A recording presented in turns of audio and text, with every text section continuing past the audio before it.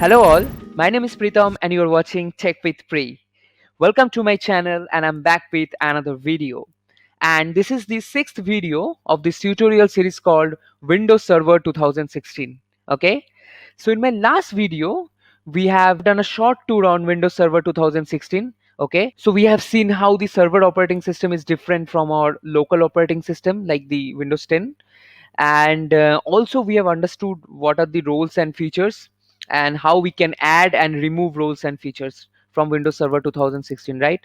So guys, if you missed my last video, please go ahead and check the video. So I'll just put the link in the description, and also you can find the link right now in your screen here.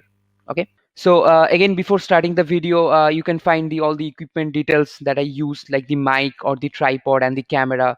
So I've just put the link in the description, so you can go ahead and check it out. All right.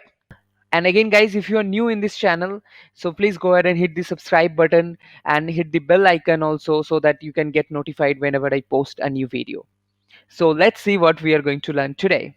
Okay, so first we'll understand what is domain controller, guys. So this is very important, the term domain controller. Okay. Next, we'll see why we need domain controller. All right. We'll install the ADDS role in our server, that is the Active Directory Domain Service role. And finally, we'll promote our server to a domain controller. Okay, so first we'll understand the concept, then we'll directly go to the practical demonstration where I will show you how you can promote your server to a domain controller, and also you can install the Active Directory Domain Service role. All right, so let's get started. So what is domain controller?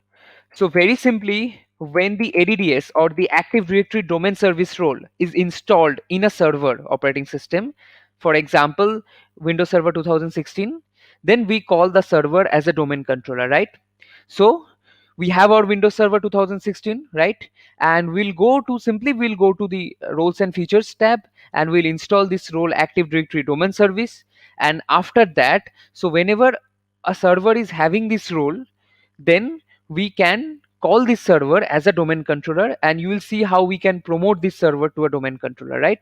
So very simply, a server which is having the ADDS role, that is considered as a domain controller. That server considered as a domain controller. Okay. Next, it is a server computer which responds to security authentication. So that's the one of the main reason that we are having the concept of domain controller, and it is very useful, guys. So don't worry, in the next slide we are going to discuss about the use of domain controller, so that you can understand in a broader way, right? So let's go. Okay, so why we need domain controller, right? So this is gonna be very important slide, guys. So I want you to pay attention here.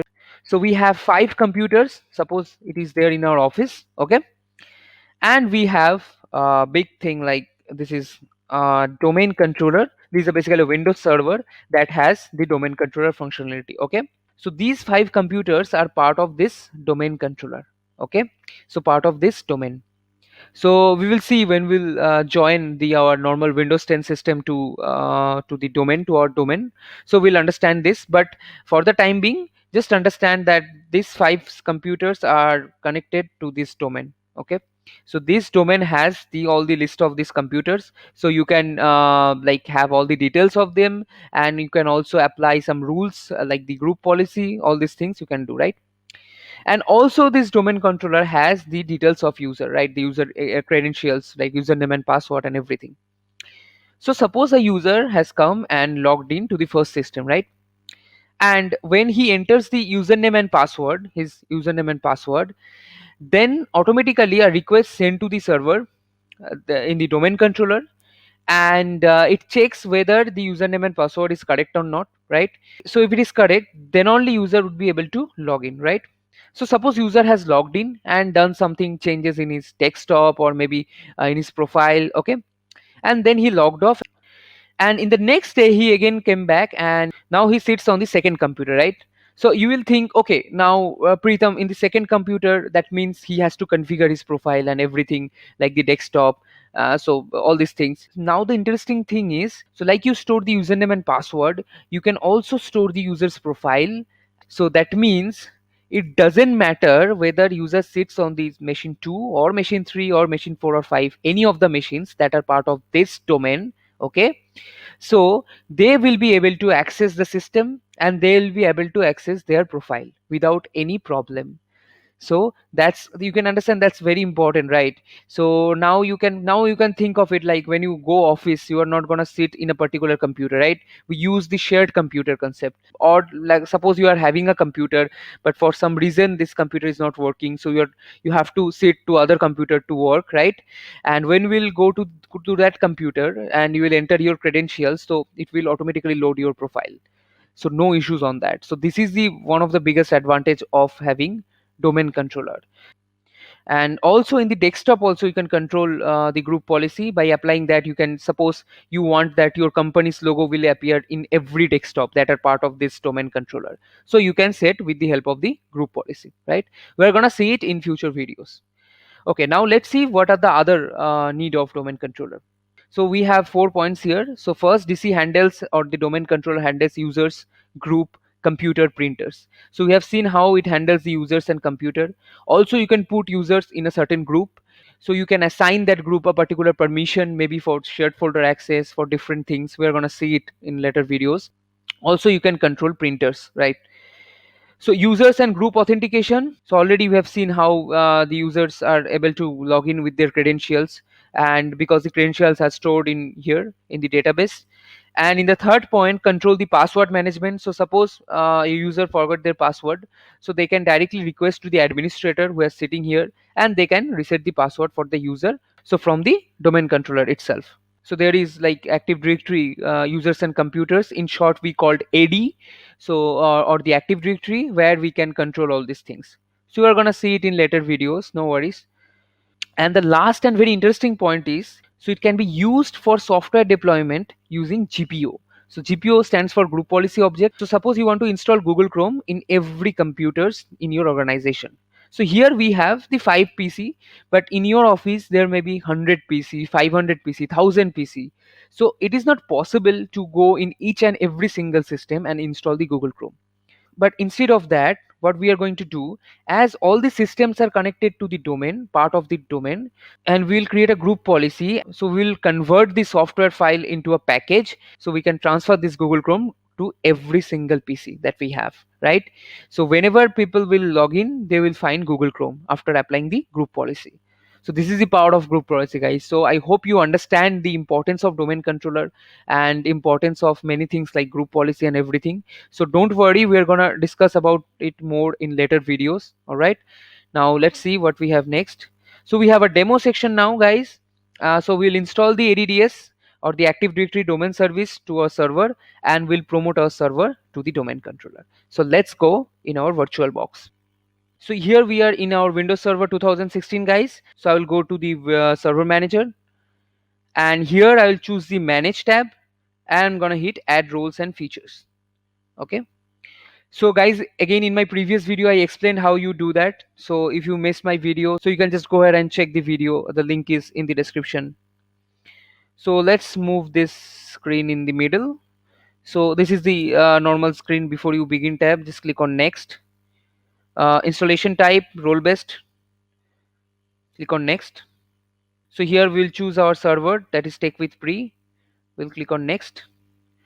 And from here we're going to choose the Active Directory domain services, that is ADDS. Okay, I'm going to click here. So it will give me all the features.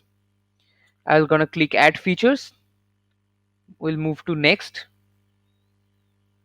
and these are the recommended features that will automatically install. So click on next. So here you're going to have a detailed information about your ADDS. What is ADDS? You can read it, and also the information about Azure Active Directory. So this is again a service from cloud, from Azure. So we're gonna see it when we'll do the cloud computing. I'm gonna click on next. So it will ask for the confirmation, so it's fine. I'm gonna click on install.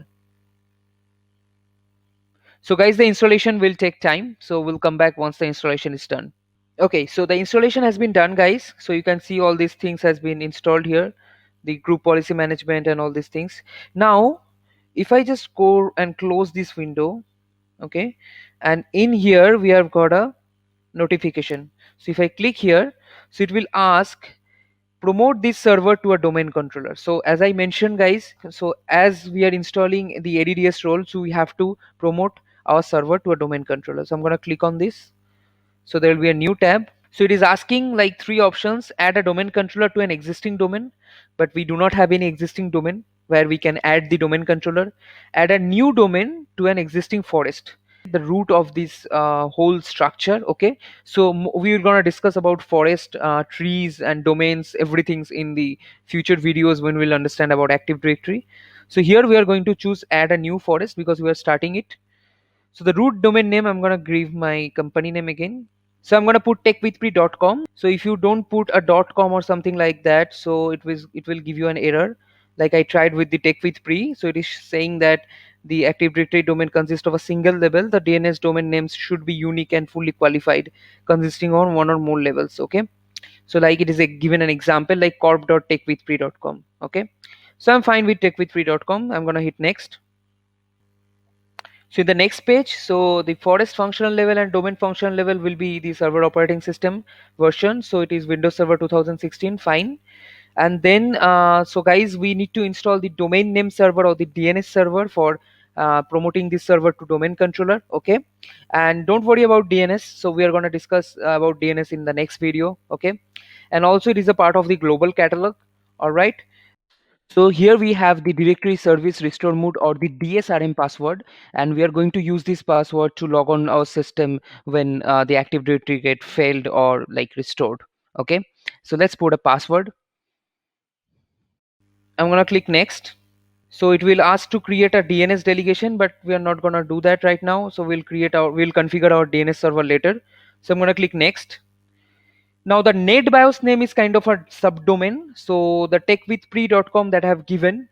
So the NetBIOS name should be displayed as techwithpre, and it would be unique, guys. As you can see, the techwithpre is already occupied. So it has given me techwithpre 0. Okay, no problem. Let's go with that. Click on next. So these are the path where all these files will be stored. So this is okay for me. You can click on the view script button and you would be able to see the PowerShell code here. So the PowerShell script is there, so you can create this with the help of PowerShell. So when we will see about Active Directory, like the users and computers, all this section. So I can close it. So I'm going to hit on next. So now here you can see all the pre-requested checks has passed successfully. Click install to begin the installation. So click on install.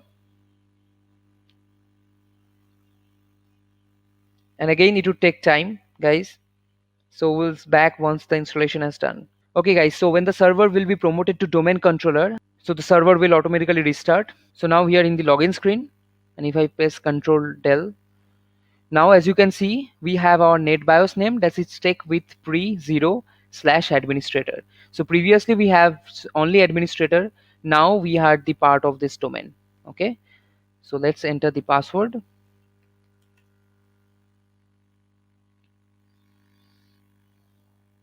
So we are here in the server manager.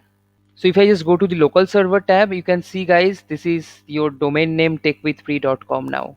All right. So we have promoted our server to a domain controller. Okay. So guys, this is it for today. So you have learned what is domain controller and how you can promote your server to domain controller after installing the Active Directory domain service. Okay. In the next video, we are going to see how we can configure the DNS server or the domain name server. So guys, if you like this video, hit the like button. If you have any question, you can ask in the comment section, and please share with your friends and families.